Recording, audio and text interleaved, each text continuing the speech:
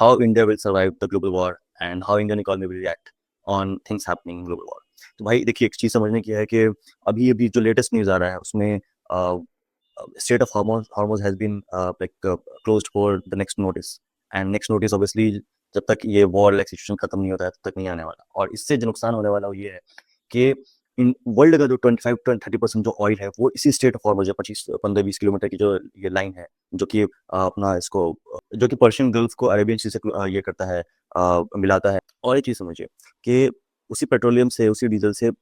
World trade भी चलता है, जो बाहर-बाहर के इंटरनेशनल जो ये जा रहा है, जैसे कि आप देखते हो कि शिप्स जा रहे हैं या फिर अपना ये फ्लाइट्स जा रहे हैं, तो उनसे ये फ्रेट्स जो जाते हैं, उन सारी चीज़ों में भी यही ऑयल और गैस यूज़ होता है। तो आप एक चीज़ समझिए कि अगर उन ऑयल से अगर इतना ये उनका प्राइस बढ़ता है, तो उससे फ्रेट चार्जेस बढ़ेंगे, इंश्योरेंस चार्जेस बढ़ेगा, तो जो ग्लोबल ट्रेड है, उस पे बहुत बड़ा इफ़ेक्ट पड़ सकता है। तो अगर बिज़नेस टर्म्स में देखिएगा तो ये बहुत अफेक्टिंग चीज़ है कि अगर सिर्फ़ एक ऑयल प्राइस की वजह से कितनी सारी चीज़ों में चेंजेज़ आता है, कितनी सारी चीज़ों में प्राइस सर्ज हो सकता है और कितना नुकसान हो सकता है देश का, किसी भी देश का, not just India, for any other country. Apart from this आप एक चीज़ समझो कि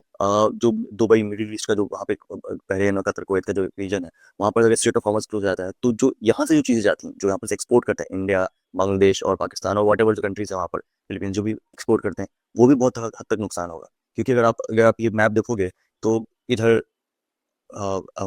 ओमान है, फिर यमन है, फिर इधर सऊदी अरेबिया है और जितने भी बाकी मिडिल ईस्टर्न कंट्रीज़ है, वो इस तरफ पड़ते हैं। स्ट्रेट ऑफ हॉर्मज़ के क्रॉस करके आप अंदर जाओगे तो पर्शियन सी में। तो ये एक बहुत कंसर्निंग चीज़ है कि यहाँ पे एक्सपोर्ट का भी बहुत बड़ा नुकसान होगा, इंडिया का भी और बाकी और देशों का।